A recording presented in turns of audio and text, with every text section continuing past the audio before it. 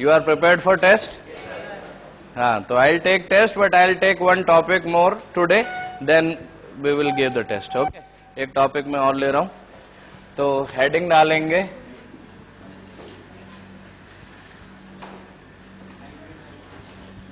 Hybridisation. ठीक है, heading लिख लेंगे हाइब्रिडाइजेशन. तो पीरियोडिसिटी और बॉन्डिंग अपन कंबाइंड पढ़ रहे हैं, इसलिए टॉपिक्स ज्यादा रहेंगे. तो today's topic is hybridisation.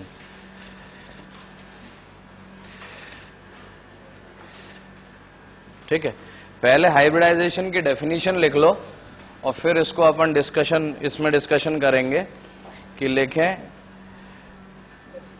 In covalent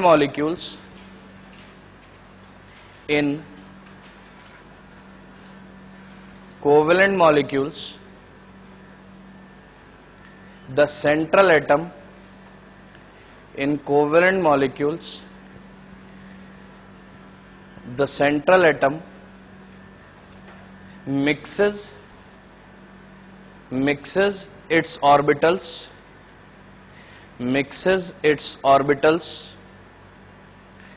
to generate orbitals of almost same energies, to generate orbitals of almost same energies. These mixed orbitals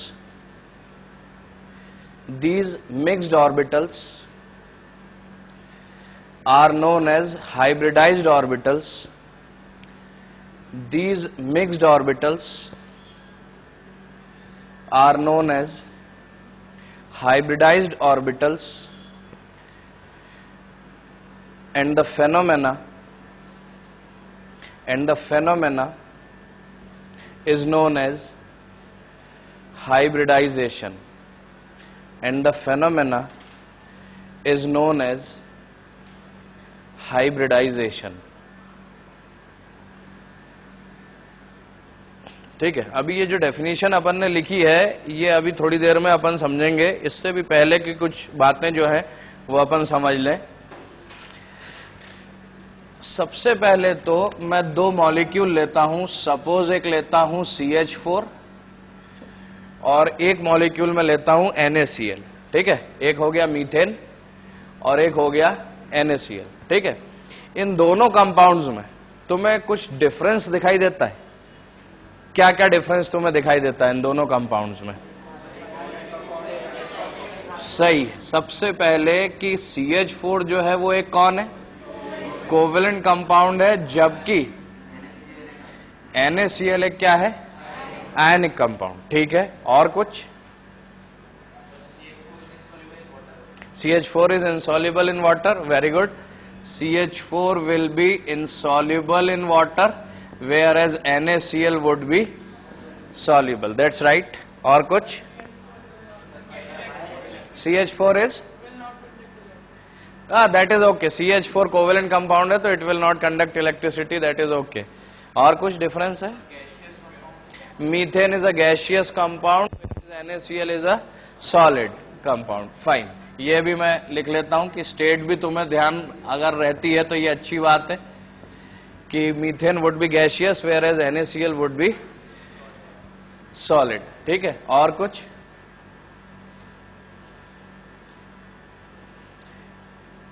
जो आज अपन बात पढ़ने जा रहे हैं, ठीक है, उसमें जो अपने को सबसे मेन डिफरेंस देखना है वो सबसे पहले, ये तो तुम जानते हो तो ये नहीं लिखोगे तो मुझे चलेगा. ठीक है, today the difference we are discussing is कि CH4 जो है it has directional bonds. CH4 क्या है? It has directional bonds. CH में क्या है? डायरेक्शनल बॉन्ड्स हैं, और NaCl में जो है वो नॉन डायरेक्शनल अट्रैक्शन है. Non directional attraction. अब देखो ये वर्ड तुम्हारे लिए नए हैं इसलिए समझ लेना. मैं कह रहा हूं कि CH4 में डायरेक्शनल बॉन्ड्स हैं और NaCl में क्या है? नॉन डायरेक्शनल अट्रैक्शन है.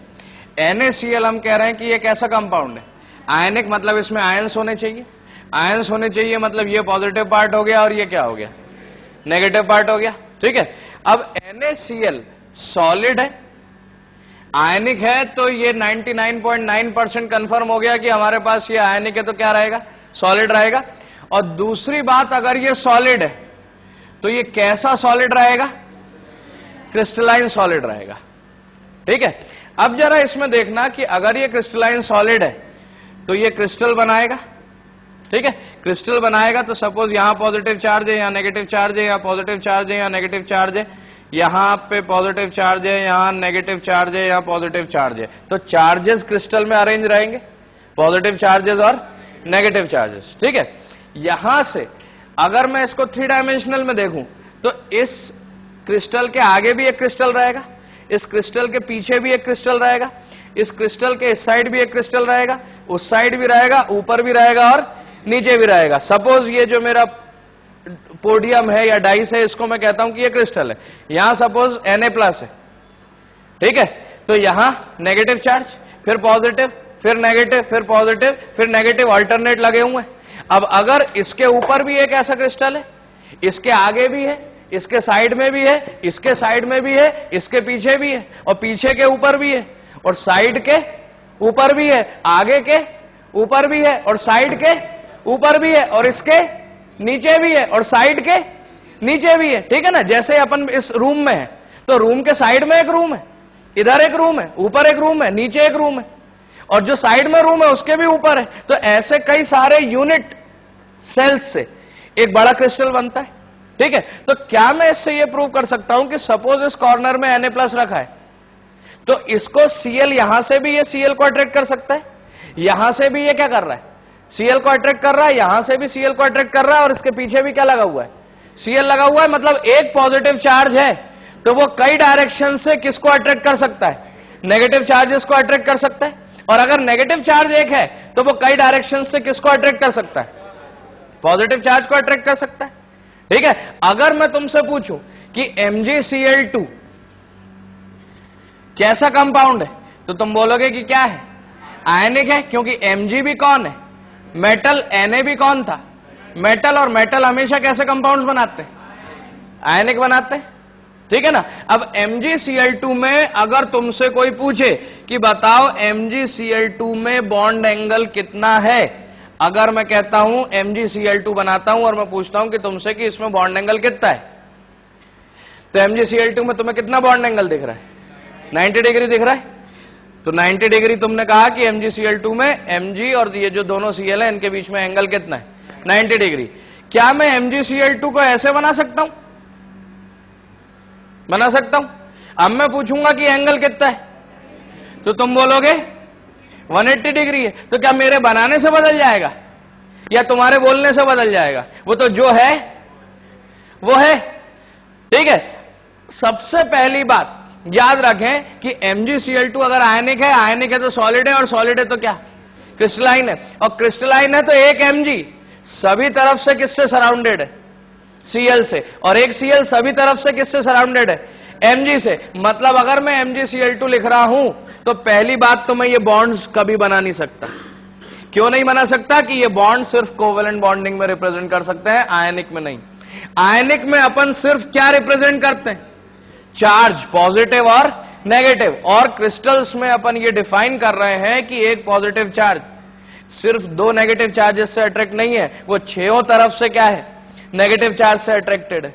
और एक नेगेटिव चार्ज एक ही Mg से अट्रैक्टेड नहीं है, वो तो सब तरफ किससे अट्रैक्टेड है, Mg से अट्रैक्टेड है। तो MgCl2 का बॉन्ड एंगल निकालना हो तो Mg और 2 Cl बना के कभी नहीं निकाल सकते, क्योंकि एक्चुअली वो उस फॉर्म में एग्जिस्ट करता ही नहीं है। एक Mg को तो सब तरफ से सराउंड कर रखा है किसने, Cl नेगेटिव ने, और एक Cl नेगेटिव को सब तरफ से सराउंड कर रखा है किसने, Mg ने, तो आप उसका बॉन्ड एंगल नहीं बता सकते। ठीक है, तो सबसे पहली बात तो ये याद रखनी है कि आयनिक कंपाउंड्स में कभी भी हम क्या डिफाइन नहीं कर सकते, बॉन्ड एंगल डिफाइन नहीं कर सकते। जबकि 10th में तुमने बहुत अच्छे से पढ़ा होगा कि CH4 है, या लास्ट टर्न पे अपन ने डिफाइन किया डायपोल मोमेंट में कि CH4 का शेप क्या है, टेट्राहीड्रल, और टेट्राहीड्रल है तो सारे के सारे बॉन्ड एंगल्स कैसे हैं, 109, और इसीलिए इस मॉलिक्यूल को हम क्या बोल रहे हैं, सिमेट्रिक मॉलिक्यूल बोल रहे हैं। इस मॉलिक्यूल को हम क्या बोल रहे हैं? सिमेट्रिक। और हम एक्चुअली बॉन्ड्स बना रहे हैं।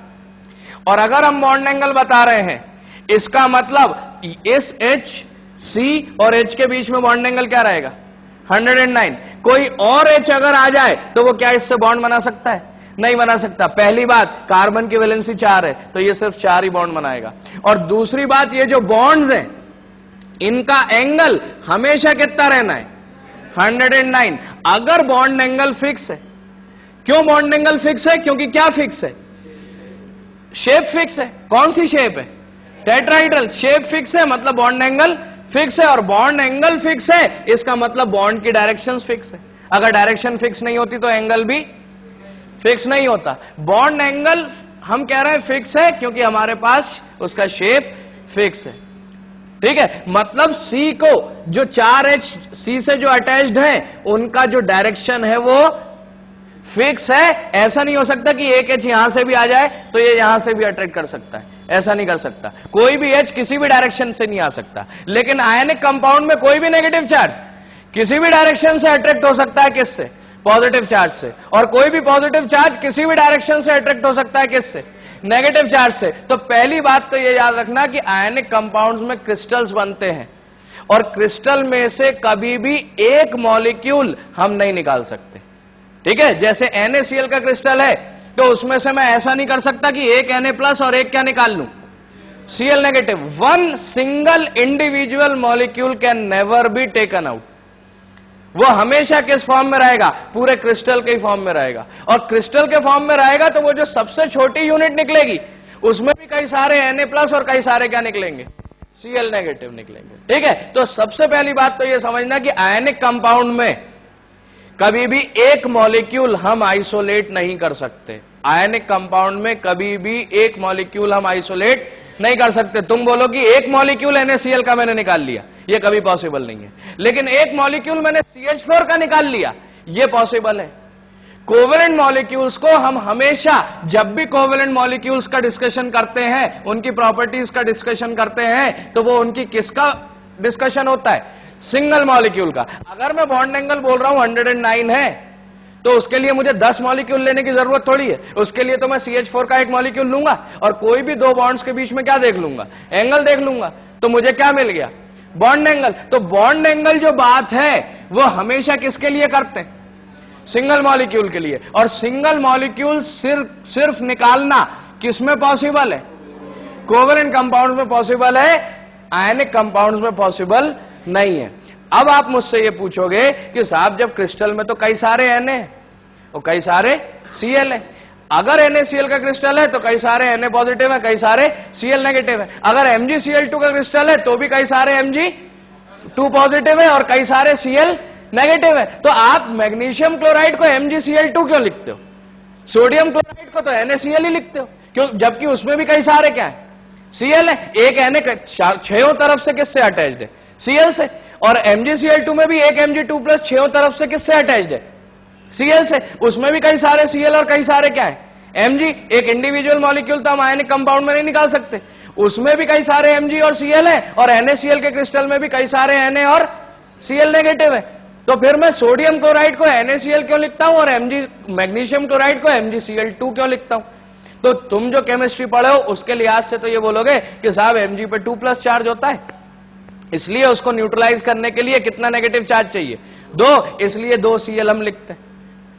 ठीक है, लेकिन एक्चुअली इसका रीजन ये तो है ही, साथ में एक रीजन और है। अगर हम क्रिस्टलाइन फॉर्म में बात करें कि अगर हम MgCl2 का क्रिस्टल लेंगे या मैग्नीशियम क्लोराइड का क्रिस्टल लेंगे तो जितने हमें Mg2+ मिलेंगे उससे डबल क्या मिलेंगे? Cl negative. तो उनका रेशियो हमेशा क्या रहेगा? 1:2। इसलिए हम मैग्नीशियम क्लोराइड का फॉर्मूला क्या लिखेंगे? MgCl2। जबकि हम सोडियम क्लोराइड का क्रिस्टल अगर लेंगे, ले क्रिस्टल ही रहे, सिंगल मॉलिक्यूल कभी नहीं ले सकते, ले तो अभी भी क्या रहे? क्रिस्टल ही रहे। लेकिन NaCl का क्रिस्टल लोगे तो जितने Na+ दिखेंगे उतने ही Cl नेगेटिव दिखेंगे, इसलिए रेशियो क्या हो जाएगा? 1:1। इसलिए सोडियम क्लोराइड का फॉर्मूला क्या रहेगा? NaCl। जबकि मैग्नीशियम क्लोराइड का फॉर्मूला क्या रहेगा? MgCl2। और MgCl2 में आप कभी भी क्या डिफाइन नहीं कर सकते? बॉन्ड एंगल, क्योंकि बॉन्ड एंगल डिफाइन करने के लिए कितना मॉलिक्यूल चाहिए? सिंगल मॉलिक्यूल, जो कि क्रिस्टलाइन फॉर्म में से निकालना पॉसिबल नहीं है। क्रिस्टल में से आप एक मॉलिक्यूल कभी आइसोलेट नहीं कर सकते। जबकि हम कोवेलेंट कंपाउंड में क्या बता पा रहे हैं? Bond angle. और बॉन्ड एंगल अगर हम बता पा रहे हैं तो हमने सिंगल मॉलिक्यूल को ही स्टडी किया होगा, मतलब हम सिंगल मॉलिक्यूल को आइसोलेट कर पाए होंगे, अलग से निकाल पाए होंगे, तभी हम उसका क्या देख रहे हैं? Bond angle. क्योंकि बॉन्ड एंगल कौन सी प्रॉपर्टी है? सिंगल मॉलिक्यूल की प्रॉपर्टी है, एक मॉलिक्यूल की प्रॉपर्टी है। बॉन्ड एंगल किसकी प्रॉपर्टी है? सिंगल मॉलिक्यूल की प्रॉपर्टी है। तो कहने का मतलब यह है कि जब हम बॉन्ड एंगल की बात करते हैं तो हमें क्या चाहिए? Single molecule. और क्रिस्टलाइन कंपाउंड्स में, आयनिक कंपाउंड में सिंगल मॉलिक्यूल निकालना पॉसिबल नहीं है, इसलिए हम उसके किसकी बात नहीं कर सकते? बॉन्ड एंगल की बात नहीं कर सकते। और जब एंगल की बात नहीं कर सकते, इसका मतलब हम इसको क्या नहीं कह सकते? डायरेक्शनल नहीं कह सकते, हम इसको क्या कहेंगे?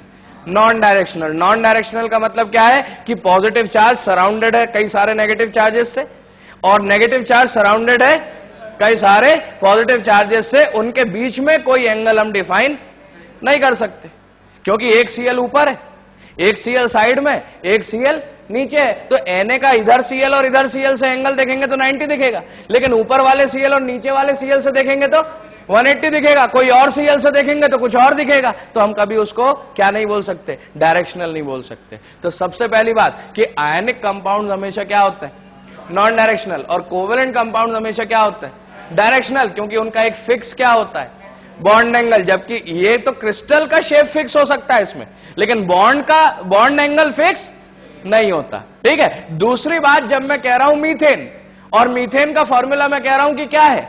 CH4। तो जो मीथेन का CH4 है वो कौन है? Molecular formula. मॉलिक्यूलर फॉर्मूला का क्या मतलब? एक मॉलिक्यूल का फॉर्मूला। एक मॉलिक्यूल के फॉर्मूले को अपन क्या बोलते हैं? Molecular formula. ठीक है। लेकिन MgCl2 मैग्नीशियम क्लोराइड का मॉलिक्यूलर फॉर्मूला नहीं है। क्यों? क्योंकि हम सिंगल मॉलिक्यूल तो कभी निकाल ही नहीं पाए, और जब हम एक मॉलिक्यूल निकाल ही नहीं पाए तो हमें मॉलिक्यूलर फॉर्मूला तो कभी पता नहीं चलेगा। तो हमें सिर्फ क्या पता चलेगा? Ratio of positive and negative charges. और रेशियो ऑफ पॉजिटिव और नेगेटिव चार्जेस अगर हम उस हिसाब से लिखते हैं कोई फॉर्मूला, ठीक है, तब हम उस फॉर्मूले को कहते हैं एम्पेरिकल फॉर्मूला। क्या कहते हैं? Empirical formula. मैं दूसरा एग्जांपल तुम्हें देता हूं। सपोज मेरे पास है C6H12O6। क्या मैं इसको CH2O होल ट्वाइस लिख सकता हूं? सॉरी, होल 6 लिख सकता हूं? लिख सकता हूं ना? मैं इसको 6 से डिवाइड कर दूं तो ये 1:2:1 रेशियो आ गया। ठीक है। तो अगर C6H12O6 लिख रहा हूं तो ये तुम कहते हो कि कौन है? ग्लूकोज। और ये ग्लूकोज का क्या है? Molecular formula. जबकि मैं इन तीनों को किससे डिवाइड कर दूं? 6 से। तो मेरे पास रेशियो क्या आएगा? 1:2:1। तो मैं इसको कैसे रिप्रेजेंट कर सकता हूं? CH2O। और अगर मेरे पास एक मॉलिक्यूल है HCHO, क्या मॉलिक्यूल है? HCHO। कार्बन की चारों वैलेंसी कंप्लीट है क्या? है। हाइड्रोजन के सिंगल सिंगल बॉन्ड कंप्लीट है क्या? है। ऑक्सीजन का डबल बॉन्ड कंप्लीट है क्या? है। तो इसमें भी कार्बन, हाइड्रोजन और ऑक्सीजन का रेशियो क्या है? 1:2:1। तो ये जो मॉलिक्यूल है इसमें CHO ग्रुप, कुछ 10th का याद आता है क्या तुम्हें? CHO ग्रुप कौन सा फंक्शनल ग्रुप होता है? एल्डिहाइड। ठीक है। तो ये मेरे पास एक कार्बन वाला एल्डिहाइड है जिसको मैं कहूंगा मीथेनल। अभी नाम से हमें हालांकि कुछ लेना देना नहीं है। तो ये मॉलिक्यूल तो है मीथेनल और ये मॉलिक्यूल है ग्लूकोज। दोनों का मॉलिक्यूलर फॉर्मूला डिफरेंट है, क्योंकि इसके मॉलिक्यूल में एक कार्बन, 2 हाइड्रोजन और एक क्या है? ऑक्सीजन। ग्लूकोज में 6 कार्बन, 12 हाइड्रोजन और 6 क्या है? ऑक्सीजन। तो अगर दोनों का मैं एक एक मॉलिक्यूल लूंगा तो दोनों का मॉलिक्यूलर फॉर्मूला तो अलग है। इसका HCHO है जबकि इसका C6H12O6 है, लेकिन दोनों का क्या सेम है? रेशियो सेम है। और रेशियो सेम है तो ये दोनों एक दूसरे के क्या कहलाएंगे? ये दोनों फॉर्मूला जो है, ये अगर मैं 1:2:1 लेता हूं तो ये एम्पेरिकल फॉर्मूला इन दोनों का क्या है? सेम है। एम्पेरिकल फॉर्मूला इन दोनों का क्या है? सेम। तो जो चीज रेशियो बताती है वो एम्पेरिकल फॉर्मूला है, और जो चीज actual number of atoms present बताती है वो मॉलिक्यूलर फॉर्मूला है। बात आई समझ में? जो चीज सिर्फ क्या बताती है, रेशियो बताती है, वो क्या है, एम्पेरिकल फॉर्मूला। और जो एक्चुअल नंबर ऑफ एटम्स बताती है जो फॉर्मूला, वो क्या कहलाता है, मॉलिक्यूलर फॉर्मूला। तो दोनों में सबसे पहले डिफरेंस लिख लो। और आयनिक कंपाउंड में हम मॉलिक्यूलर फॉर्मूला लिख रहे हैं कि empirical formula? Empirical formula. MgCl2 का फॉर्मूला मॉलिक्यूलर फॉर्मूला MgCl2 नहीं है मैग्नीशियम क्लोराइड का। MgCl2 उसका क्या है, एम्पेरिकल फॉर्मूला है, क्योंकि उसके क्रिस्टल में जितने Mg हैं उससे डबल Cl है, इसलिए रेशियो क्या है 1:2। इसलिए मैं क्या लिख रहा हूं, फॉर्मूला MgCl2, जितने Mg उससे डबल Cl। तो MgCl2 मैग्नीशियम क्लोराइड का क्या है, empirical formula. NaCl sodium chloride का क्या है, एम्पेरिकल फॉर्मूला है, क्योंकि उसमें Na+ और Cl नेगेटिव आयंस का रेशियो क्या है 1:1। तो आयनिक कंपाउंड हमेशा किससे हम रिप्रेजेंट करते हैं, एम्पेरिकल फॉर्मूला से। और कोवेलेंट कंपाउंड हम हमेशा किससे रिप्रेजेंट करते हैं, मॉलिक्यूलर फॉर्मूला से, क्योंकि कोवेलेंट कंपाउंड्स में हम एक्चुअली एक सिंगल मॉलिक्यूल को आइसोलेट कर सकते हैं, लेकिन आयनिक कंपाउंड में हम एक सिंगल मॉलिक्यूल को आइसोलेट नहीं कर सकते। और जब सिंगल मॉलिक्यूल को आइसोलेट नहीं कर सकते तो हम उसका बॉन्ड एंगल का भी नहीं बता सकते। मैं ऐसा बना दूंगा तो तुम 180 बोलोगे, मैं ऐसा बना दूंगा तो तुम 90 बोलने लगोगे। जबकि हकीकत यह है कि अगर तुमसे कोई किसी आयनिक कंपाउंड का बॉन्ड एंगल पूछता है तो पहली बात तो पूछने वाला मूर्ख है, और दूसरी बात जो 90 और 180 बता रहा है वो उससे बड़ा मूर्ख है। Ionic compounds have no bond angles. उनके क्रिस्टल का शेप हो सकता है लेकिन उनके मॉलिक्यूल का शेप नहीं होता।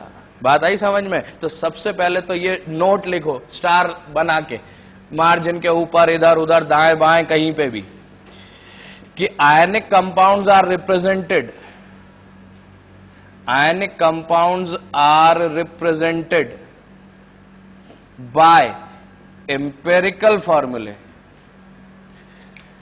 Ionic compounds are represented by empirical formulae. Empirical formulae. Ionic compounds are represented by empirical formulae, whereas covalent compounds, whereas covalent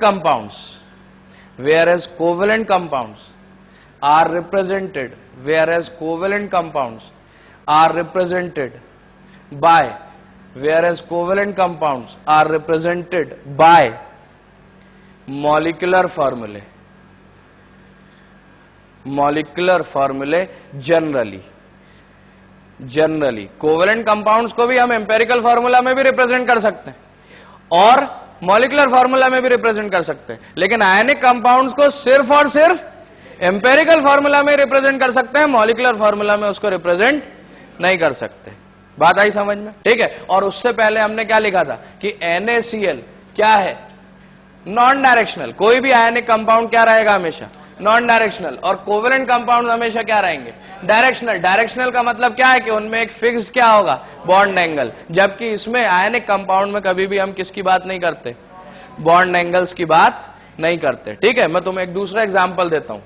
जब मैं 11th में आया तो मेरे को एकदम नई केमिस्ट्री एकदम बहुत समझ में आने लगी, तो मेरे को बहुत इंटरेस्ट आ गया। ठीक है। तो एक बार वो गेम्स का वो पीरियड छोड़ के मैं लाइब्रेरी में बैठ गया। अब इंटरेस्ट आता है तो एकदम ऐसा लगता है नहीं यार कुछ अलग कर जाएं अपन। और लाइब्रेरी में गया स्कूल की, तो मैंने बोला अरे ये इंडियन ऑथर की किताब मत देना, कोई फॉरेन ऑथर की किताब दो। शुरू के जुलाई में, हमारे टाइम पे ये बीच में गर्मियों में क्लासेस नहीं लगती थी, 10th के एग्जाम के बाद सीधे जुलाई में क्लासेस लगती थी। तो जुलाई में पहुंचते ही पहले दूसरे दिन ही अपन बिल्कुल फॉरेन ऑथर की किताब लेके बैठ गए। और एक बहुत अच्छी ऑर्गेनिक की किताब आती है, पीटर साइक्स। 12th में जब आओगे तो तुम लेना, वैसे अभी तुम्हें जरूरत नहीं है। पीटर साइक्स अच्छी किताब है, ठीक है, लेकिन वो ज्ञान के लिए है, वो एग्जामिनेशन पॉइंट ऑफ व्यू से नहीं है। खैर साहब, मैंने गलती से कौन सी किताब निकलवा ली, पीटर साइक्स।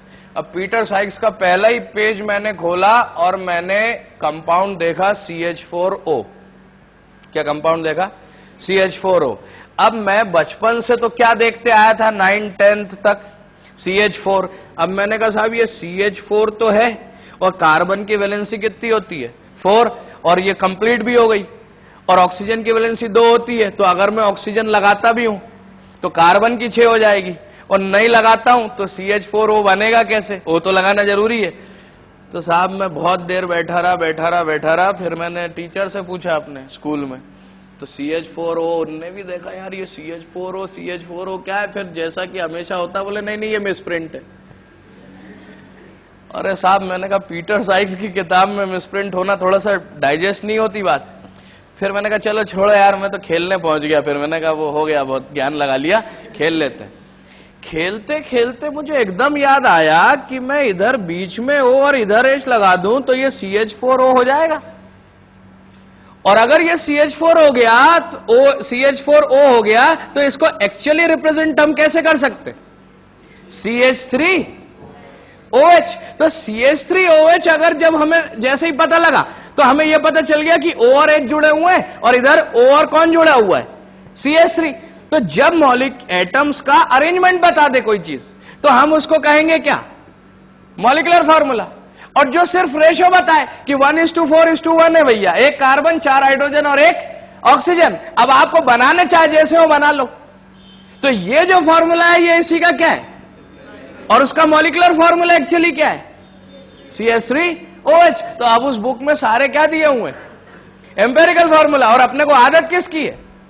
मॉलिक्यूलर फार्मूला की। तो सबसे पहले तो अपने को यह समझ में आना चाहिए कि एम्पेरिकल फार्मूला और मॉलिक्यूलर फार्मूला इसमें डिफरेंस होता क्या है।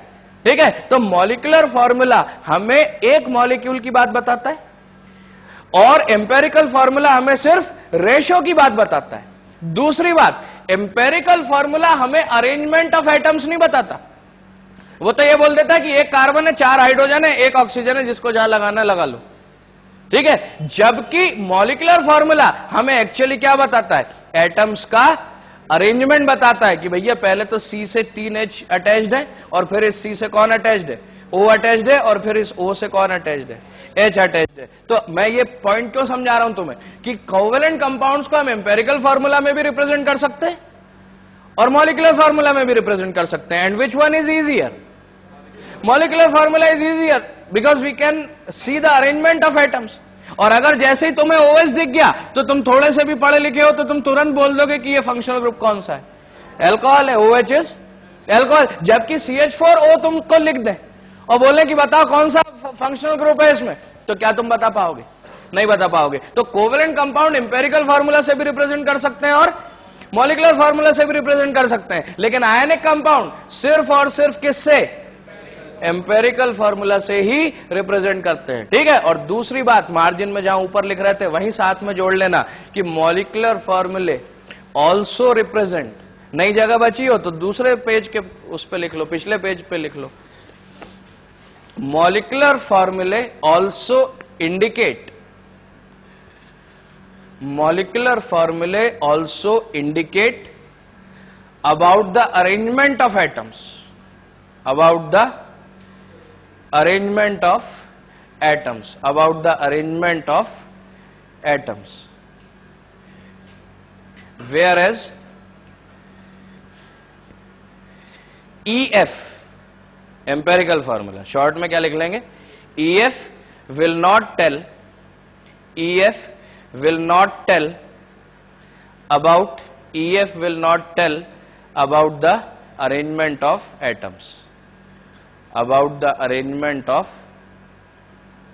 atoms। ठीक है, एक आदमी ने क्या हुआ, पोल्ट्री फार्म खोला, तो फूड इंस्पेक्टर आ गया। उसने पूछा भैया मुर्गियों को क्या खिलाते हो? तो बोला मुर्गियों को क्या खिलाना है, इधर उधर घूमती रहती हैं और कूड़ा करकट खाती रहती हैं, मुर्गियों को क्या खिलाना होता है? तो बोले नहीं ये तो अंडर न्यूट्रिशन का केस है, 1000 रुपये फाइन देना पड़ेगा। तो चालान बनाया और दे गया। और आदमी का दिमाग खराब हो गया कि यार मुर्गियों को खिलाने के चक्कर में ये फूड इंस्पेक्टर 1000 रुपये की टोपी पहना गया यार। अगले साल फिर से वो फूड इंस्पेक्टर आया, बोला मुर्गियों को क्या खिलाते हो? तो साहब काजू खिलाता हूँ, बादाम खिलाता हूँ, पिस्ता खिलाता हूँ। तो बोला मुर्गियों को कोई काजू पिस्ता बादाम खिलाता है क्या? ये तो ओवर न्यूट्रिशन का केस है। तो 1000 रुपये चालान फिर बना गया। फिर अगले साल फूड इंस्पेक्टर आया, बोला मुर्गियों को क्या खिलाते हो? बोला साहब मैं कुछ नहीं खिलाता, सबको 10 का नोट दे देता हूं, जिसको जो खाना होता है खा जाती है। एम्पेरिकल फार्मूला और मॉलिक्यूलर फार्मूला में यही डिफरेंस है। आपको सिर्फ नंबर एंड टाइप्स ऑफ जो रेशियो है एटम्स का वो बता दिया जाएगा। अब आपको उसको जहां अरेंज करना हो आप कर सकते हो। जबकि मॉलिक्यूलर फॉर्मूला में हमें क्या बताया जाएगा, अरेंजमेंट्स जैसे। और मैं ये इतने डिटेल में तुम्हें इसलिए बता रहा हूं क्योंकि तुम्हारी एक बुक में बहुत गलत डेफिनेशन रहती है। वो क्या गलत डेफिनेशन रहती है मैं तुम्हें बहुत आइसोमेरिज्म जब पढ़ेंगे जब और अपन डिस्कस करेंगे। सपोज हमारे पास है C2H6O, सपोज हमारे पास क्या है C2H6O। C2H6O को क्या मैं C2H5OH में रिप्रेजेंट कर सकता हूं? कर सकता हूं। जैसे CH4O को अपन ने क्या बना लिया CH3OH, तो C2H6O को क्या बना ले C2H5OH। और क्या मैं इसी को CH3OCH3 भी लिख सकता हूं?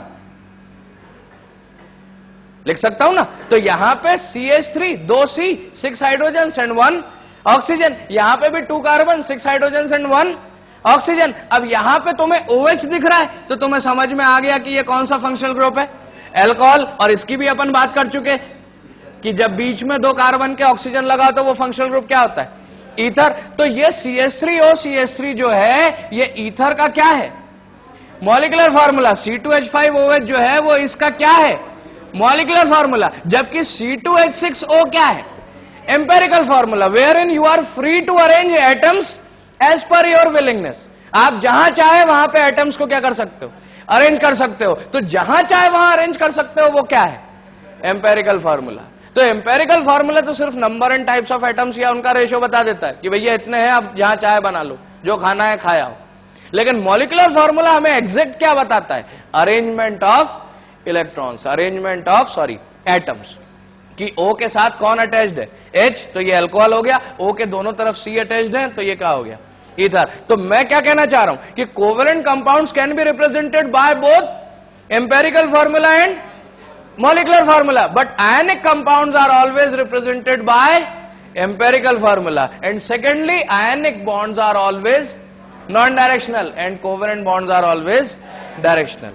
इतनी बात समझ में आती है, ठीक है। तो यहां पे हम बात कर रहे हैं कि CH4 में और MgCl2 में फर्क, ये CH4 या NaCl फॉर दैट मैटर या MgCl2, इनमें फर्क क्या है कि ये डायरेक्शनल है और ये नॉन डायरेक्शनल है। अगर ये डायरेक्शनल है तो इसका पर्टिकुलर क्या होगा, इसके मॉलिक्यूल का शेप होगा। जबकि MgCl2 का पर्टिकुलर कोई शेप नहीं होगा, MgCl2 के क्रिस्टल का शेप होगा, NaCl के क्रिस्टल का शेप होगा, लेकिन उसके एक मॉलिक्यूल का कोई शेप नहीं होगा क्योंकि उसका एक मॉलिक्यूल कभी आइसोलेट नहीं किया जा सकता, ठीक है। तो अब हम बात ये करना चाहते हैं कि ये कोवेलेंट मॉलिक्यूल्स को डायरेक्शन या फिक्स्ड बॉन्ड एंगल कौन देता है, फिक्स्ड बॉन्ड एंगल कौन देता है। हम डायरेक्शन कैसे प्रेडिक्ट करेंगे, हम बॉन्ड एंगल कैसे प्रेडिक्ट करेंगे, हम शेप कैसे प्रेडिक्ट करेंगे, वही हमें कौन बताता है, हाइब्रिडाइजेशन। बात आई समझ में, ठीक है। तो और हाइब्रिडाइजेशन में अब हम ये समझेंगे कि हम डेफिनेशन लिख रहे हैं कि it is mixing up of orbitals, mixing up of orbitals. तो यहीं से एक चीज और समझ लेना कि अगर हमें शेप बताने वाला कौन है, सिंगल मॉलिक्यूल की शेप बताने वाला कौन है, हाइब्रिडाइजेशन, तो वो कभी भी किस में नहीं होगा, आयनिक कंपाउंड में नहीं होगा, क्योंकि उनमें कोई पर मॉलिक्यूल या सिंगल मॉलिक्यूल में कोई शेप एक्चुअली होता ही नहीं है। तो सबसे पहला कंसेप्ट तो ये लिख लेना जहां पे भी हाइब्रिडाइजेशन लिखा है कि ये सिर्फ और सिर्फ किन मॉलिक्यूल्स में देखा जाएगा, कोवेलेंट मॉलिक्यूल्स में, ठीक है। नहीं तो तुम गलती करोगे हमेशा, तुमसे कोई NaCl का हाइब्रिडाइजेशन पूछेगा तो तुम उसमें भी दिमाग लगाने लगोगे, MgCl2 का बॉन्ड एंगल में दिमाग लगाने लगोगे, वो नहीं दिमाग लगाना अपने को। तो पहली बात तो कि हाइब्रिडाइजेशन किसमें होता है, सिर्फ और सिर्फ कोवेलेंट मॉलिक्यूल्स में, ठीक है। अब कोवेलेंट मॉलिक्यूल्स जो हैं वो दो तरीके के होते हैं, कौन कौन से, एक तो ऑर्गेनिक और एक कौन, इनऑर्गेनिक। ऑर्गेनिक मतलब किसके कंपाउंड, कार्बन के। इनऑर्गेनिक मतलब compounds, covalent compounds of element other than carbon, other than carbon, ठीक है। तो कोवेलेंट मॉलिक्यूल भी दो तरीके के हो सकते हैं, ऑर्गेनिक और इनऑर्गेनिक, ऑर्गेनिक और इनऑर्गेनिक हो सकते, ठीक है।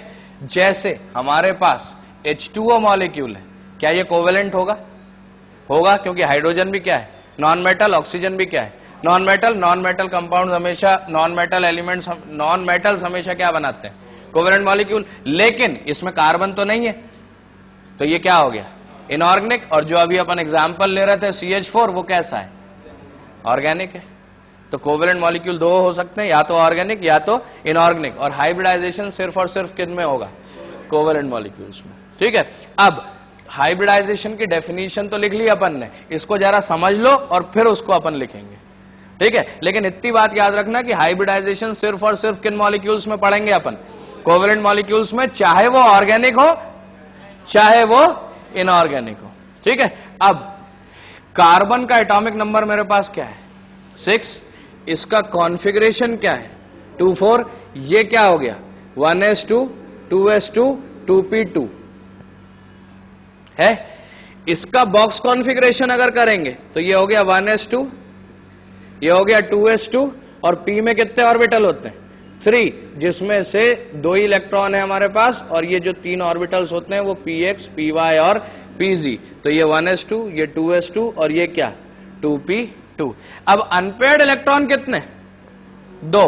जब हम 9th या 10th क्लास में मीथेन का स्ट्रक्चर बनाते हैं, लुईस डॉट स्ट्रक्चर जिसको आप कहते हो, तो आप कहते हो भैया ये कार्बन का इलेक्ट्रॉन पेयर अप हो रहा है किससे, हाइड्रोजन से, दूसरा इलेक्ट्रॉन पेयर अप हो रहा है दूसरे इलेक्ट्रॉन से, तीसरा इलेक्ट्रॉन हो रहा है तीसरे हाइड्रोजन के इलेक्ट्रॉन से, और फोर्थ इलेक्ट्रॉन हो रहा है फोर्थ हाइड्रोजन के इलेक्ट्रॉन से। ऐसे ही बनाते थे अपन, और अपन कहते थे कि उसके आउटर मोस्ट शेल में कितने इलेक्ट्रॉन्स हैं, 4, और 4 उसने शेयर किए, तो कितने हो गए, 8। तो क्या कंप्लीट हो गया, ऑक्टेट कंप्लीट हो गया। ठीक है, लेकिन अब इसमें क्या है कि जब बॉन्ड बनेगा तो उसमें होगा क्या कि एक अनपेयर्ड इलेक्ट्रॉन किसका हो, कार्बन का, और एक अनपेयर्ड इलेक्ट्रॉन किसका, हाइड्रोजन का। एक अनपेयर्ड इलेक्ट्रॉन कार्बन का, एक अनपेयर्ड इलेक्ट्रॉन हाइड्रोजन का, एक अनपेयर्ड इलेक्ट्रॉन कार्बन का और ये हाइड्रोजन का, और ये भी कार्बन का और ये क्या, हाइड्रोजन का। NH3 में क्या हम ऐसा बोलते हैं कि नाइट्रोजन के ऊपर एक लोन पेयर होता है, क्या H2O में हम बोलते हैं कि ऑक्सीजन के ऊपर 2 लोन पेयर होते हैं? ऐसा क्यों बोलते हैं अपन, ऐसा इसलिए बोलते हैं कि ऑक्सीजन का एटॉमिक नंबर क्या है, 8, इसका कॉन्फ़िगरेशन क्या है, 2,6, इसका SPDF कॉन्फ़िगरेशन क्या होगा, 1s2 2s2 2p4, तो इसका बॉक्स कॉन्फ़िगरेशन क्या होगा, 1s2 और क्या, 2s2 और क्या, 2p4। तो 1 2 3 4, कितने अनपेयर्ड इलेक्ट्रॉन है, 2। तो ऑक्सीजन के आउटर मोस्ट शेल में इलेक्ट्रॉन तो टोटल कितने, 6, जिसमें से अनपेयर्ड सिर्फ कितने, 2, और बाकी ये क्या है, पेयर्ड। ये तो 1s2 है, ये कौन है, 2s2, और ये कौन है, 2p4। तो ये आउटर मोस्ट शेल है, तो ये आउटर मोस्ट शेल का क्या है, कॉन्फ़िगरेशन है। जिनको नहीं आता है SPDF कॉन्फ़िगरेशन वो लेक्चर देखें पहले, है ना। और ये यहां पे ये पेयर्ड है, पहले से पेयर्ड है, दिख रहा है तेरे को, ये भी पेयर्ड है, और ये दोनों कैसे अनपेयर्ड। तो मैं जो पहले से पेयर्ड है उनको तो मैंने पेयर्ड के ही फॉर्म में बना लिया, और जो 2 अनपेयर्ड है उनको मैंने अनपेयर्ड बना लिया यहां पे। ठीक है, अब ये H2O का स्ट्रक्चर अपन पहले भी देख रहे थे कि ऐसा बनता है, इसका इलेक्ट्रॉन इससे कंबाइन हो जाएगा, इसका इलेक्ट्रॉन इससे शेयर होगा, और 2 क्या बचेंगे, लोन पेयर। तो एक्चुअली जो 2 इलेक्ट्रॉन जो बॉन्ड बना रहे हैं वो कौन से 2 इलेक्ट्रॉन बॉन्ड बना रहे हैं, जो कैसे है, अनपेयर्ड है, जो कैसे है, अनपेयर्ड है। और जो पेयर्ड है वो बॉन्डिंग में पार्टिसिपेट नहीं कर रहे, और उनको जरूरत भी नहीं है, क्योंकि ऑक्सीजन के आउटर मोस्ट शेल में कितने इलेक्ट्रॉन है, 6, उसको ऑक्टेट कंप्लीट करने के लिए कितने चाहिए, 2 और चाहिए, तो उसने 2 और शेयर कर लिए, हो गया। नाइट्रोजन का एटॉमिक नंबर क्या होता है, 7, कॉन्फ़िगरेशन क्या होता है, 2,5, SPDF कॉन्फ़िगरेशन क्या होगा, 1s2 2s2 2p3, outer most shell में कितने इलेक्ट्रॉन है, 5। मतलब इससे हमें मतलब है, इससे तो मतलब ही नहीं है। बॉक्स कॉन्फ़िगरेशन हम क्या करेंगे, ये 1s2 हो गया, ये 2s2 हो गया, और फिर कौन बचा, 2p3। तो 1 2 3। अब आउटर मोस्ट शेल में 5 इलेक्ट्रॉन है, तो ऑक्टेट कंप्लीट करने के लिए कितने और चाहिए, 3 और चाहिए, 3 और चाहिए। तो नाइट्रोजन अगर NH3 का मैं स्ट्रक्चर बनाऊंगा तो क्या बनाऊंगा कि इसमें 3 इलेक्ट्रॉन क्या है, अनपेयर्ड, और ये जो इलेक्ट्रॉन है 2s2 ये तो कैसे है, पेयर्ड। तो आउटर मोस्ट शेल में जो 5 इलेक्ट्रॉन्स हैं उनमें से 3 are unpaired and 2 electrons are already paired. और फिर इसने यहां पे क्या किया, हाइड्रोजन से शेयर किया। तो मैं जो बताना चाह रहा हूं वो ये कि बॉन्ड हमेशा वही इलेक्ट्रॉन्स बनाते हैं जो कैसे होते हैं, अनपेयर्ड, पेयर्ड इलेक्ट्रॉन तो पहले से ही क्या है, पेयर्ड है, तो वो किसी के साथ शेयर करेंगे ही नहीं, क्योंकि वो एक ऑर्बिटल को पहले से ही क्या कर रहे हैं, शेयर कर रहे हैं। ये दो इलेक्ट्रॉन एक ऑर्बिटल को शेयर कर रहे हैं ना। तो बॉन्ड बनाने के काम हमेशा कौन आता है, अनपेयर्ड इलेक्ट्रॉन्स, और जो लोन पेयर होते हैं वो कभी बॉन्डिंग में पार्टिसिपेट नहीं करते। तो ये बात लिखो सबसे पहले तो, कि only unpaired electrons participate in covalent bonding, only unpaired electrons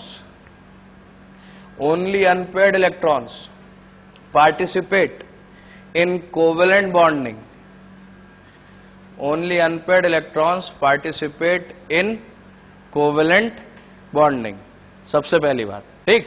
अब CH4 में C को कितने बॉन्ड बनाने, 4, मतलब कितने अनपेयर्ड इलेक्ट्रॉन चाहिए हमें, 4 चाहिए, क्योंकि बॉन्ड कौन बनाएगा, सिर्फ अनपेयर्ड इलेक्ट्रॉन। लेकिन हम जब इसका कॉन्फ़िगरेशन बना रहे हैं कार्बन का, तो हमें अनपेयर्ड इलेक्ट्रॉन सिर्फ कितने दिख रहे हैं, 2 दिख रहे हैं।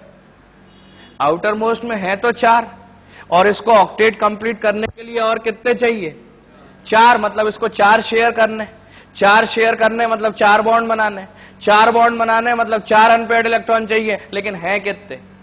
तो क्या ये इस स्टेट में 4 बॉन्ड बना सकता है, नहीं बना सकता। इस स्टेट को हम क्या बोलते हैं, ग्राउंड स्टेट।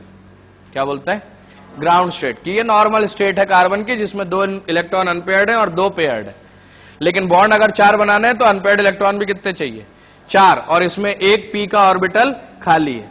जब इसको हम एनर्जी देते हैं, कार्बन को हम क्या देते हैं, एनर्जी, तब क्या होता है कि ये जो बाहर वाला एस का इलेक्ट्रॉन है, ये एनर्जी लेके कहां चला जाता है, पीजी में चला जाता है। तो एस में सिर्फ कितना बचेगा, 1, और पी में कितना आ जाएंगे, 3, और एनर्जी दे के हम इस स्टेट में इसको लाए हैं, तो इसको क्या कहेंगे हम, एक्साइटेड स्टेट।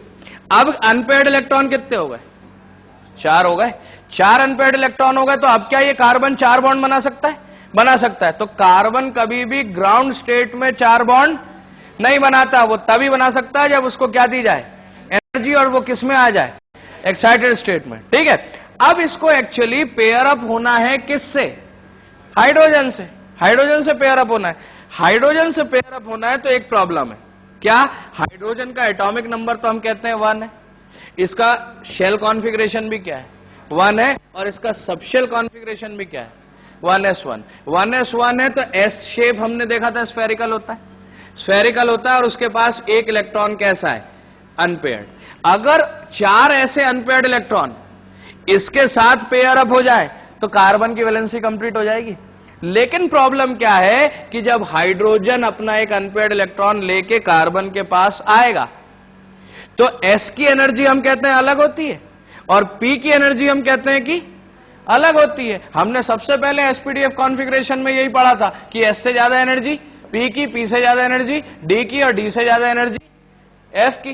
तो अब इसकी एनर्जी कुछ और है, क्यों, क्योंकि 1s में है, फर्स्ट शेल में, जबकि ये अनपेयर्ड इलेक्ट्रॉन किस में, सेकंड शेल में, उसमें भी एस में है, इसमें भी एस में है, इसमें भी एस में है, लेकिन ये 1 का एस है हाइड्रोजन के पास, 1s का इलेक्ट्रॉन है, जबकि ये जो अनपेयर्ड इलेक्ट्रॉन है ये किसका है, 2s का, और ये जो अनपेयर्ड इलेक्ट्रॉन है ये किसके हैं, एक तो 2 के हैं, और उसमें भी s के नहीं है, किसके हैं, p के। तो ये एनर्जी इन सब की अलग अलग है। और कोई भी 2 इलेक्ट्रॉन अगर सेम ऑर्बिटल में रहना चाहते हैं, शेयर करना चाहते हैं, तो उनकी एनर्जी क्या होनी चाहिए, सेम होनी चाहिए। अगर उनकी एनर्जी सेम नहीं है तो वो एक बॉन्ड कभी नहीं बना पाएंगे, हमेशा 2 सिमिलर एनर्जी वाले इलेक्ट्रॉन ही क्या बना पाएंगे, बॉन्ड। तो इसको रिजॉल्व करने के लिए कार्बन क्या करता है, कार्बन ये करता है कि यार ये मान लेता है कार्बन की इसकी एनर्जी अलग है और इसकी एनर्जी, इन तीनों ऑर्बिटल्स की एनर्जी अलग है। तो अगर हाइड्रोजन आएगा भी तो उसको यह समझ में नहीं आएगा कि इसके साथ पेयर अप करूं या इसके साथ पेयर अप करूं या इसके साथ पेयर अप करूं या इसके साथ पेयर अप करूं, क्योंकि इन सब की एनर्जी क्या है, अलग अलग है। इन सब की एनर्जी अलग अलग है। तो कार्बन क्या करता है, ये एक मैं अब बहुत स्कूल टाइप का एग्जाम्पल तुम्हें देने जा रहा हूं। स्कूल में तो अभी पढ़ाया नहीं होगा, लेकिन जब पढ़ाएंगे तो यही एग्जाम्पल देंगे, तो वो याद रखना जब तुम्हें याद आएगी कि हाँ ये वही वाला एग्जाम्पल है। एनीवे, ये 4 दीवार है, ठीक है। अब आजकल तो फैशन बदल गया है, लेकिन पहले ऐसा सोचते थे लोग कि घर में अगर कमरा है, अभी भी जनरली 80% ऐसा ही होता है कि चारों दीवारों पे जो कलर होता है वो सेम होता है। घरों में, अपने घरों में अभी भी अपन नॉर्मल दिमाग के जो लोग हैं, जो स्टार प्लस ज्यादा देखते हैं, उनका अलग है, क्योंकि उनकी तो एक दीवार पे ही 4 रंग होते हैं उनके घरों में। अपने यहाँ अभी भी नॉर्मल जो अपन लोग हैं, तो चारों दीवारों पे अपन क्या चाहते हैं, एक ही रंग हो, ठीक है। और इनफैक्ट आज से 15-20 साल पहले आईएएस के इंटरव्यू में ये क्वेश्चन पूछा जाता था कि सपोज ये कैंडिडेट है, मैं इंटरव्यू ले रहा हूं, तो पूछता था कि भैया तुम्हारे पीछे जो दीवार है उस पर रंग क्या है, तो जिसने पीछे मुड़ के देखा वो आउट, क्योंकि ये कॉमन सेंस समझा जाता था कि जो सामने वाली दीवार पे रंग है वही कहां होना चाहिए, पीछे वाली पे, ठीक है। अब ऐसा नहीं कह सकते, अब वो टीवी ने बहुत कुछ बदल दिया है पिछले 10 सालों में। एनीवे, लेकिन अपन ये चाहते हैं कि चारों दीवारों पे अपना नया घर बना, अपने को एक नया कमरा मिला उसमें अपने अकेले के लिए, और उसमें अपन बहुत अच्छा पेंट कराना चाहते हैं। तो अपन ने मॉरिशस से या कहीं से भी 4 डब्बे रॉयल ब्लू कलर के मंगाए, ठीक है। और डिपोर्ट होते समय ये गलती हो गई कि 3 डब्बे आए रॉयल ब्लू कलर के और एक आ गया ब्लड रेड कलर का। और अपन ये नहीं चाहते कि 3 दीवारों पे कौन सा रंग हो, रॉयल ब्लू, और एक पे क्या हो, ब्लड रेड। तो अपन अगर सही दिमाग के हैं तो अपन क्या करेंगे, चारों डब्बों के कलर को मिला देंगे, मिक्स कर देंगे और एक नया कलर बना देंगे, और वो जो नया कलर होगा वो चारों दीवारों पे अपन कर देंगे। तो अगर अपन 4 डब्बे कलर मिक्स कर रहे हैं, जिसमें से 3 रॉयल ब्लू है और एक ब्लड रेड है, तो जो नए कलर जितना अमाउंट में बनेगा वो भी 4 डब्बे ही रहेगा। उसका रंग ना तो रॉयल ब्लू कहला सकता है और ना ही ब्लड रेड कहला सकता है, दोनों में से कोई रंग नहीं कहला सकता। कार्बन इसके कंफ्यूजन को दूर करने के लिए, किसके कंफ्यूजन को दूर करने के लिए, हाइड्रोजन के इलेक्ट्रॉन को कंफ्यूजन को दूर करने के लिए। क्या कंफ्यूजन है हाइड्रोजन के इलेक्ट्रॉन को, कि मेरी एनर्जी अलग है, इनकी एनर्जी अलग है, अलग में भी इसकी अलग है, इसकी अलग है, तो मैं आखिर पेयर अप हूं किससे। तो इसके कंफ्यूजन को दूर करने के लिए कार्बन क्या करता है, एक s और 3 p ऑर्बिटल को अपने ही आप क्या कर लेता है, मिक्स कर लेता है। तो टोटल कितने ऑर्बिटल मिक्स हो गए, 4। तो नए ऑर्बिटल भी कितने बनेंगे, 4, और इनके पास अनपेयर्ड इलेक्ट्रॉन भी कितने रहेंगे, 4। लेकिन मिक्स हो जाने पर इनकी आइडेंटिटी अब कॉमन आइडेंटिटी है, उनमें से कोई एक को s या कोई भी 3 को p नहीं बोल सकते। अब चारों क्या हो चुके हैं, मिक्स हो चुके हैं। तो अब ये जो मिक्स हो गए हैं ऑर्बिटल, इन्हीं ऑर्बिटल्स को अपन क्या बोलते हैं, हाइब्रिडाइज्ड ऑर्बिटल। इन्हीं ऑर्बिटल्स को अपन क्या बोलते हैं, हाइब्रिडाइज्ड ऑर्बिटल। और ये हाइब्रिडाइज्ड ऑर्बिटल क्या करते हैं कि अब कार्बन के पास हाइब्रिडाइज्ड ऑर्बिटल आ गए, कैस कितने, 4 ऑर्बिटल आ गए। तो 4 ऑर्बिटल को मैंने ऐसे बनाया, ठीक है। और हर ऑर्बिटल के पास क्या एक एक इलेक्ट्रॉन रहेगा, और अब इन चारों ऑर्बिटल्स की खासियत क्या है कि इन चारों ऑर्बिटल्स की एनर्जी क्या है, सेम है। तो अब इनको मैं कैसे ऑर्बिटल्स बोलूंगा, सेम एनर्जी ऑर्बिटल्स। और अब हाइड्रोजन को कंफ्यूजन नहीं है कि इस पे जाऊं कि इस पे जाऊं, क्योंकि इसकी भी एनर्जी वही है, इसकी भी एनर्जी वही है, इसकी भी एनर्जी वही है और इसकी भी एनर्जी वही है। और क्या अब इनमें से मैं इसको ऐसा बोल सकता हूं कि ये एस है और ये 3p है, या ये एस है ये 3p है, नहीं। अब ये तो मिक्स हो चुके हैं, कोई एस नहीं है, कोई p नहीं है, कोई स्फेरिकल नहीं है, कोई डम्बल नहीं है। अब एक नया शेप भी बन गया है और एक इन ऑर्बिटल्स का अब एक नया नाम भी बन गया है। अब नाम हम रख नहीं पाए क्योंकि रॉयल ब्लू और ब्लड रेड को मिला के क्या बनता है हमें नहीं मालूम, तो हम उसको बोल देते हैं इंग्लिश कलर बन गया। अरे मजाक नहीं कर रहा हूं, आप कहीं पे जाओ उधर बैरागढ़ और कपड़ा खरीदने जाओ, तो आप पूछो कि ये रंग कौन सा है, तो वो नहीं जानता होगा तो बोलेगा इंग्लिश कलर है साहब।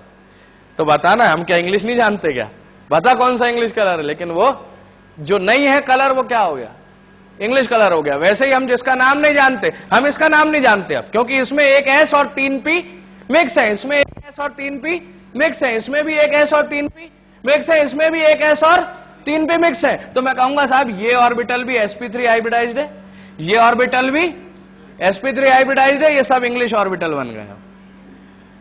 ये सारे ऑर्बिटल्स को मैं क्या बोलूंगा, sp3 हाइब्रिडाइज्ड। बस फायदा अब मुझे ये है कि इन सारे ऑर्बिटल्स की एनर्जी क्या है, सेम। अब ये हाइड्रोजन अपना अनपेयर्ड इलेक्ट्रॉन लेके आया तो ये पेयर अप हो गया, दूसरा हाइड्रोजन अपना अनपेयर्ड इलेक्ट्रॉन लेके आया, ये पेयर अप हो गया, तीसरा हाइड्रोजन अपना इलेक्ट्रॉन लेके आया, ये भी क्या हो गया, पेयर अप हो गया। और ये चौथा हाइड्रोजन अपना अनपेयर्ड इलेक्ट्रॉन लेके आया, तो ये भी क्या हो गया, पेयर अप हो गया। तो एक कार्बन जिसके 4 ऑर्बिटल है, उनने 4 हाइड्रोजन से क्या कर ली, बॉन्डिंग। और बॉन्डिंग में एक्चुअली क्या हुआ, बॉन्डिंग में हुआ ये कि हाइब्रिडाइज्ड ऑर्बिटल्स जो थे कार्बन के वो, और हाइड्रोजन का जो 1s ऑर्बिटल था वो एक दूसरे में क्या कर गए, ओवरलैप कर गए।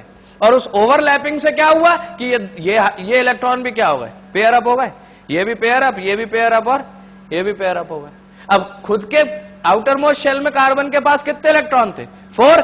इस हाइड्रोजन से शेयर किया 5, इससे शेयर किया 6, इससे शेयर किया 7, इससे शेयर किया 8, तो क्या हो गया, ऑक्टेट कंप्लीट हो गया। But it is not easy as this, ये इतना इजी नहीं है कि तुमने 4 इलेक्ट्रॉन बनाए और 4 इलेक्ट्रॉन के साथ एक एक इलेक्ट्रॉन दे दिया और तुमने बोल दिया कि कोवेलेंट बॉन्ड बन गया। नहीं, ऐसे नहीं बनेगा। क्यों नहीं बनेगा, क्योंकि कार्बन के पास पहली बात तो 4 बॉन्ड बनाने के लिए 4 अनपेयर्ड इलेक्ट्रॉन नहीं थे, सिर्फ कितने थे उसके नॉर्मल कॉन्फ़िगरेशन में, 2। तो 4 अनपेयर्ड इलेक्ट्रॉन के लिए पहले तो हमें क्या देनी पड़ी, एनर्जी, या नेचर को क्या देनी पड़ी, एनर्जी। एनर्जी देने के बाद वो किस में आया, एक्साइटेड स्टेट में। एक्साइटेड स्टेट में हमने देख लिया कि इसके पास कितने अनपेयर्ड इलेक्ट्रॉन है, 4 है तो सही, लेकिन प्रॉब्लम अभी भी है कि इन ऑर्बिटल्स की एनर्जी क्या नहीं है, सेम। तो जो सेंट्रल एटम है, इसमें सेंट्रल एटम कौन है, CH4 में, C NH3 में कौन है, N H2O में कौन है, O। तो ये मिक्स करना ऑर्बिटल्स को, ये किसका काम होता है, सेंट्रल एटम का। जो जुड़े हुए हैं कोने में उनसे कोई मतलब नहीं है, वो तो सिर्फ आके क्या करेंगे, ओवरलैप करेंगे। हाइब्रिडाइजेशन मतलब मिक्सिंग अप ऑफ ऑर्बिटल, ये सिर्फ किसका काम रहेगा, सेंट्रल एटम का। सेंट्रल एटम ऐसा क्यों करता है, क्योंकि जो आने वाला इलेक्ट्रॉन है वो इनकी एनर्जीज डिफरेंट होने के कारण ओवरलैप करना नहीं चाहता। लेकिन जब ये चारों ऑर्बिटल मिक्स हो गए तो इनने क्या किया, नए 4 ऑर्बिटल बनाए। नए 4 ऑर्बिटल में फायदा क्या हो गया कि हम इन सारे ऑर्बिटल्स की एनर्जी क्या है, सेम है। और सब ऑर्बिटल में अनपेयर्ड इलेक्ट्रॉन थे तो वो थोड़ी गायब हो जाएंगे, वो तो अभी भी अनपेयर्ड इलेक्ट्रॉन तो रहेंगे, लेकिन अब वो सारे अनपेयर्ड इलेक्ट्रॉन किस में रहेंगे, सेम एनर्जी ऑर्बिटल में। और सेम एनर्जी ऑर्बिटल में पेयरिंग होगी कितने हाइड्रोजन से, 4। तो कार्बन का ऑक्टेट कंप्लीट हो जाएगा। और हाइड्रोजन के पास तो एक ही शेल होती है और उसमें एक ही सब शेल होती है S, और S की कैपेसिटी हम कई बार पढ़ चुके हैं कितने इलेक्ट्रॉन की है, 2। तो एक इसके पास खुद के था, दूसरा कार्बन से शेयर कर लिया, इसके 2, इस हाइड्रोजन के भी 2, इस हाइड्रोजन के भी 2, इस हाइड्रोजन के भी 2। तो हाइड्रोजन का ड्यूप्लेट कंप्लीट हो गया और कार्बन का ऑक्टेट कंप्लीट हो गया, दोनों क्या हो गए, स्टेबल हो गए। ठीक है, अब मैं एक पर्टिकुलर शेप बना रहा हूं इन ऑर्बिटल्स का। ठीक है, मैंने ले दे के फिर क्या बना दिया इस शेप को, टेट्राहीड्रल। तो मैं क्या इन 4 ऑर्बिटल को ऐसा नहीं बना सकता था, मैं ऐसा बना देता कि साहब ये sp3 हाइब्रिडाइज, ये sp3 हाइब्रिडाइज, ये sp3 हाइब्रिडाइज, ये sp3 हाइब्रिडाइज, इन सबके पास एक एक अनपेयर्ड इलेक्ट्रॉन, और इन चारों ने क्या किया, एक एक हाइड्रोजन से शेयरिंग कर ली।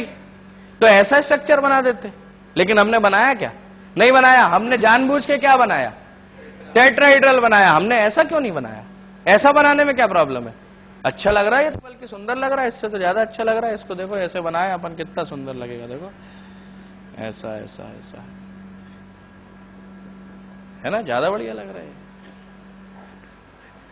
ऐसा क्यों नहीं बन गया, ऐसा क्यों बना, एक वर्ड चाहिए मुझे, एंगल तो अपने को मालूम है ना, अपन ने रटा है 109, मॉलिक्यूल को थोड़ी मालूम है कि उसको कौन सा एंगल बनाना है। हाँ, तो डायरेक्शनल तो अपन ने देखा जब बोला ना डायरेक्शनल है, मॉलिक्यूल को थोड़ी मालूम है कि भैया शर्मा जी पढ़ाते हैं 109 तो मैं बन जाऊं 109, उसको थोड़ी मालूम है।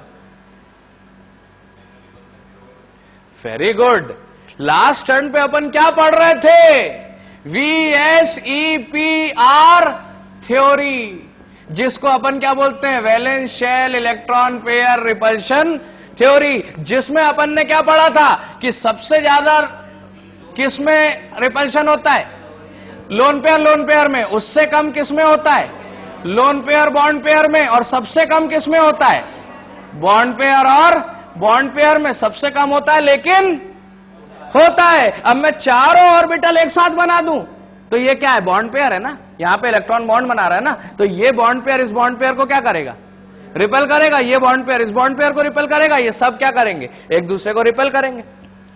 अब रिपेल करेंगे तो मॉलिक्यूल की एनर्जी क्या होगी, बढ़ेगी। हमेशा सिस्टम में जब भी रिपल्शन होता है तो एनर्जी बढ़ती है, समझ लेना, ध्यान से सुन लेना। जब भी रिपल्शन होता है तो मॉलिक्यूल की एनर्जी क्या होती है?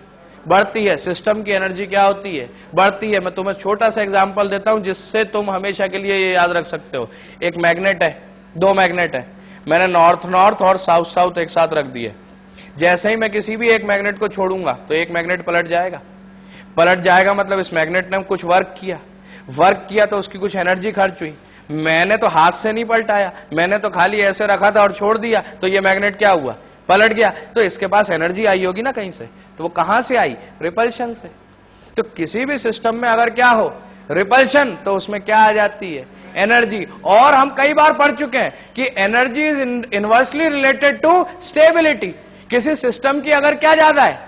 एनर्जी ज्यादा है, तो उसकी स्टेबिलिटी कम होगी। तो अगर ये ऑर्बिटल्स एक साथ आ जाएं, तो ये बॉन्ड पेयर इसको रिपेल करेगा, ये बॉन्ड पेयर इसको रिपेल करेगा, ये बॉन्ड पेयर इसको रिपेल करेगा, और जब रिपेल करेगा तो उसकी एनर्जी बढ़ जाएगी, और एनर्जी बढ़ जाएगी तो स्टेबिलिटी कम हो जाएगी। तो क्या कोई भी मॉलिक्यूल कम स्टेबल स्टेट में रहना चाहता है?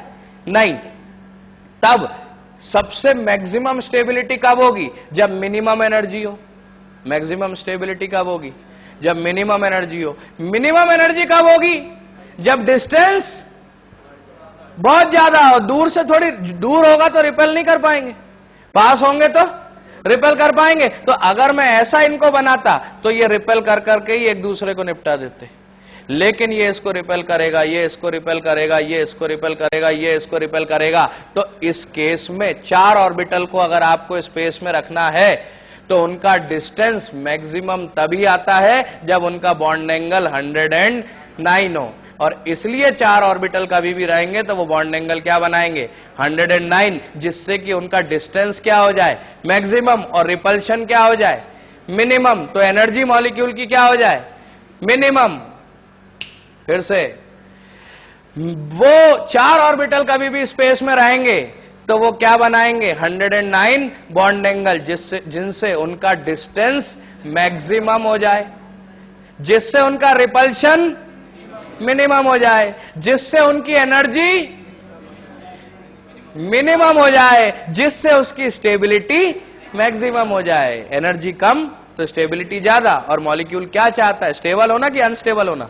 स्टेबल होना चाहता है। अगर स्टेबल ज्यादा होगा तो एनर्जी कम चाहिए, एनर्जी कम चाहिए मतलब रिपल्शन कम चाहिए, रिपल्शन कम चाहिए मतलब डिस्टेंस ज्यादा चाहिए, डिस्टेंस ज्यादा चाहिए मतलब बॉन्ड एंगल ज्यादा चाहिए, डिस्टेंस ज्यादा चाहिए तो बॉन्ड एंगल ज्यादा चाहिए। ये दो पास पास है तो बॉन्ड एंगल कम है तो डिस्टेंस भी कम है, बॉन्ड एंगल बढ़ गया तो डिस्टेंस भी बढ़ गया। तो अगर रिपल्शन कम चाहिए तो डिस्टेंस ज्यादा चाहिए, डिस्टेंस ज्यादा चाहिए तो बॉन्ड एंगल ज्यादा चाहिए। तो अगर 4 ऑर्बिटल को आपको कभी भी स्पेस में रखना है तो उनमें मिनिमम रिपल्शन कब होगा? जब उनमें मैक्सिमम डिस्टेंस होगा। मैक्सिमम डिस्टेंस कब होगा? जब उनका एंगल 109 होगा। इसलिए 4 ऑर्बिटल कभी भी लोगे तो उनका बॉन्ड एंगल हमेशा कितना आएगा? 109 आएगा। तो वो जैसा करते वैसा अपन पढ़ते, अपन जैसा पढ़ते वैसा मॉलिक्यूल नहीं करते। मॉलिक्यूल तो कर चुके, अब अपने को पढ़ना है। तो अपने को यह प्रूव करना है कि why this bond angle should be 109. This bond angle should be 109 because at this bond angle value only their distance is maximum. So their repulsion is minimum. So the energy is minimum and the stability is maximum. इसलिए CH4 molecule का जो shape है वो क्या होना चाहिए और उसका बॉन्ड एंगल क्या होना चाहिए? 109. और सिंगल मॉलिक्यूल की बात कर रहा हूं और मैं बॉन्ड एंगल की बात कर रहा हूं, मतलब कोवेलेंट बॉन्ड्स जो है वो हमेशा डायरेक्शनल होंगे। हमेशा क्या होंगे? डायरेक्शनल। बात आई समझ में? अब ये मैं पूरी चीज फिर से लिख रहा हूं और अब तुम लिखना शुरू करो, ठीक है? ओके, समझ में आया क्या? फिर से मैं एक बार लिखूंगा तो फिर से एक बार समझाते हुए लिखूंगा। तो अब क्या क्या लिखना है वो जरा देख लो। और हाइब्रिडाइजेशन की डेफिनेशन अपन लिख चुके हैं कि मिक्सिंग अप ऑफ क्या? ऑर्बिटल्स ऑफ क्या? Central atom. हाइब्रिडाइज किसके ऑर्बिटल्स होंगे? हमेशा सेंट्रल एटम के, ये याद रखना। और हाइब्रिडाइजेशन हो जाएगा उसके बाद ओवरलैपिंग होगी। हाइड्रोजन अपना ऑर्बिटल लेके आ रहा है तो क्या कर रहा है? ओवरलैपिंग कर रहा है।